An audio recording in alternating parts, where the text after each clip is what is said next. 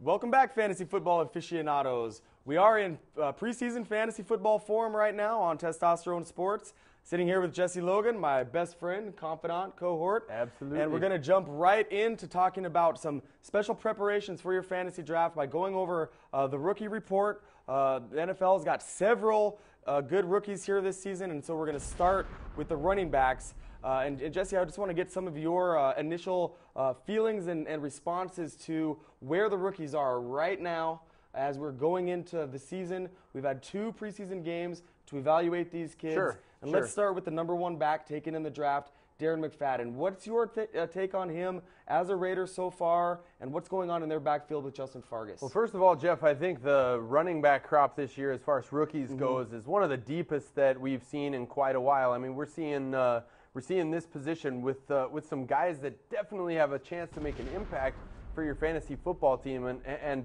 the guy at the top of the list is Darren McFadden, as you're talking about. Now, the Raiders invited McFadden into a very crowded backfield.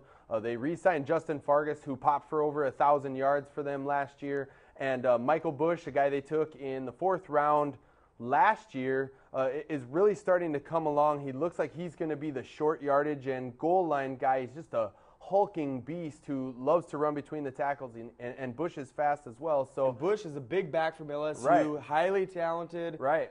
He only got drafted that late because of a knee injury. Exactly. And now, so that's kind of one reason why everybody was so surprised. Is Bush going to figure into the mix here too? I absolutely think so. I mean, I think Bush is going to get the goal line touches. I think he's going to be the touchdown vulture. And I think that Fargas will probably be the guy who starts the game and figures in to get maybe 10 or 12 carries. McFadden is going to be the guy they try to get into space. We saw that speed, Jeff, at the Combine. I think he's got the explosive ability that neither of these other 2 players have. And believe me, they're paying him this big money. Al Davis, this is his new toy. McFadden's going to be a factor. Where are you looking to take McFadden in the NFL draft, or in the fantasy draft here this preseason? Well, in one of the expert drafts that we did with Yeasty and some other guys who we met through the Fantasy Sports Writers Association, I took Darren McFadden in round 5. And I thought that was a really good value to take McFadden. He was the 2nd rookie back off the board in that draft. Someone else had taken Stewart ahead of him, and that was before the toe injury was kind of lingering with Stewart. So I think if you're getting McFadden in round 5 or round 6, he's a great number 3 back with high upside. But, I would not want him as my number 2 back. Certainly not. Well, in keeping with Jonathan Stewart, let's talk about him next. He was the number 2 back chosen in the NFL draft 2008 by the Carolina Panthers. Right. He came out and divulged a toe injury right away, had surgery before the draft by the Carolina Panthers' own doctor, and then they did select him with the 12th overall pick in the draft. What do you think's going on there? I know there's been some rumor about D'Angelo Williams. He's looked really sharp. Fantastic. Give us your take on this backfield here. Is it committee approach, or what do we think? Well, I'm wondering if the Panthers might have just a little bit of egg on their face here, Jeff. Let's remember that they took Stewart with the 13th pick in the draft. And when you pick a player that high, knowing that he's got an injury problem, you better damn well know he's going to be healthy. And this past week, Stewart had to go in and see a specialist. They're looking at the toe. He had 4 carries for 3 yards in his preseason debut. He doesn't lack that real explosiveness, but on the flip side, D'Angelo Williams looks fantastic. At the beginning of the preseason, I liked Stewart much better than D'Angelo, broadcasted out over the season. Now, I'm not so sure, man. That's a backfield that is real dicey. Yeah, well, we know a running back relies on his legs to do his job, and a toe can be a really rough injury for a running back Big time. to have to deal with. It's the kind of thing that it takes so long to heal, and it just restricts because it's so very painful. It just restricts his ability so much, and it's keeping him off the field in practice. And probably the biggest obstacle for a rookie running back to overcome is blocking assignments. You know, how to pick up the NFL blitz. They're disguised so well that the longer he's off the field, the harder it's going to be for him to make an impact here come regular season. So where are you thinking that Jonathan Stewart should go in a draft, and would you rather have D'Angelo? Boy, that's a tough question. That's why we're here. I was in an auction just the other night where it was very late in the auction and no one had touched either of those backs, and the guy that ended up with both of them spent a combined $3 on both of them. And I think that speaks volumes about what people are thinking with these guys. You don't have to reach for either one of these guys.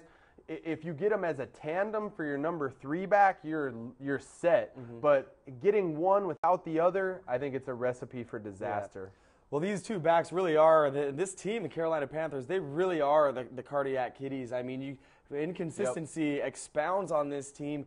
We've got a quarterback, the first quarterback in my knowledge that has ever come into the season with Tommy John surgery. Right. So it's real inconsistent to know whether or not they're going to do anything. Steve Smith with the punching out of Ken Lucas, and now he's not going to be. Real tough early and they've got season a couple schedule. new receivers on the team. So these guys are tough to tell what they're going to do. Right. I know last year both of us were choosing them to make a deep run in the playoffs. Right. And it doesn't seem like they're the kind of team that you can trust right now. Right. Well, there's another committee approach going on as far as a rookie and a veteran, and that is Rashard Mendenhall and Willie Parker. These are two guys that bring different nuances to the game. Mendenhall, more of an inside runner. Fast Willie Parker, he's been clocked recently, rumored to be clocked at sub 4.3 40 times. So, this is another committee where a rookie is involved that fantasy owners are going to have to look out for. Yeah, okay, so getting on to Mendenhall, he is the third player chosen at running back in the draft by the Steelers.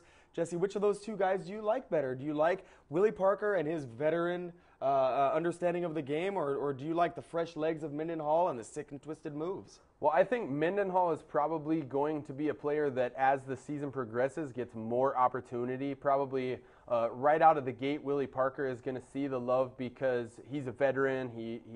He's been there before. He scored a long touchdown in the Super Bowl. So, this team is going to be loyal to him. There are a lot of veterans on the team that are loyal to Willie Parker. But look, Mendenhall's a freak as far as athletic ability goes, and that ability will be on display later on in the season. But both Stewart and Mendenhall, not nearly as good fantasy options at this point in the game for this season as Darren McFadden, because they're both in job shares. Yeah, that's right.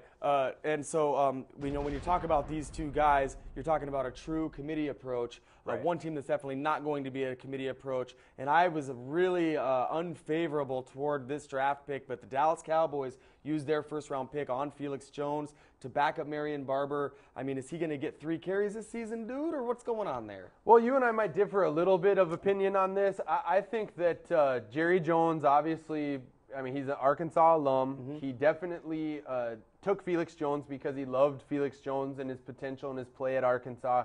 And I just think, much like Al Davis is doing with the Raiders in the AFC, Jerry Jones is going to want to see his new toy on the field. So although I don't think Felix Jones is going to be a player you're going to want to start from a fantasy perspective, I think the club understands that Marion Barber is going to be at his best when he's fresh in the second half of the game. So I do think Felix Jones will see some carries throughout the first half of the game, so Barber is fresh down the stretch. And we all remember how Barber faded in the second half of their playoff loss last year to the Giants. Barber looked tired down the stretch. They want to keep him fresh. Jones will do that. Was it a mistake for Jerry Jones and the Cowboys to take Felix Jones in front of Mendenhall, or should they have taken Mendenhall?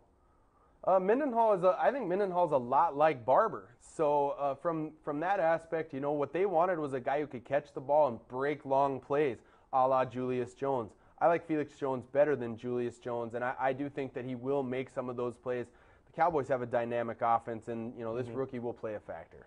One of my favorite running backs in the NFL this season, as far as rookies goes, a kid with great speed, 4.2 40 time. He's got some great moves too. He's got a crazy spin move. In Tennessee, they used their first-round pick on Chris Johnson. I think he's going to be dynamite, lightning in a bottle type of a player. What do you think about Chris Johnson? Is there a chance he becomes a starter this year? Well, look, the Titans are a team that's going to run the ball over 400 times. Jeff Fisher has established that. Chris Johnson will break down with that type of a workload, but they've got Lindell White. And if you remember back to Lindell White's days in college when he teamed with Reggie Bush at USC, that Thunder and Lightning tandem worked absolutely fantastically for USC. They won a championship with that formula. I think Chris Johnson is a poor man's Reggie Bush. I love him on the outside. He's a converted wide receiver. He's a playmaker, and you can get that guy cheap in your draft. Lindell White is going to be the touchdown maven. He's going to get the ball more times between the tackles. But there's plenty of opportunity for Chris Johnson because the wide receivers on this team suck. Yeah, that's right. And as far as Lindell White goes, in Tennessee, there isn't a hamburger that's safe, I think. A couple of like no-name kind of guys are under the radar that we didn't even know about before the draft happened, and they find themselves with a great opportunity here. And that's what we look for in fantasy football is when talent meets opportunity. We've got a young guy by the name of Kevin Smith in Detroit. Jesse, what are you hearing about the Detroit running game? Is it going to be worth any fantasy consideration at all? Well, we all know that the Lions fans absolutely hate Matt Millen. They're calling for his head. And so in the first round of the draft this year, what does Matt Millen do? He goes out and reaches for an offensive lineman, Gosder Chairless. Yeah. Who's Gosder Chairless? Well, Gosder Chairless throughout their preseason games has just looked abysmal. He looks like a bust already. The Lions offense is dynamic in the passing game with Roy Williams, and Calvin Johnson has looked spectacular so far. So I do think Kevin Smith will see some opportunity, but if you've got him any more than a third running back in your fantasy league, you're going to be disappointed. Let's remember, too, that the Detroit Lions defense is not very good. Their offensive line subpar as well. I get the sense that they're going to take to the air early and often this season because they're not going to be able to run the ball, and they're going to give up a lot of points early in games. So definitely stay away.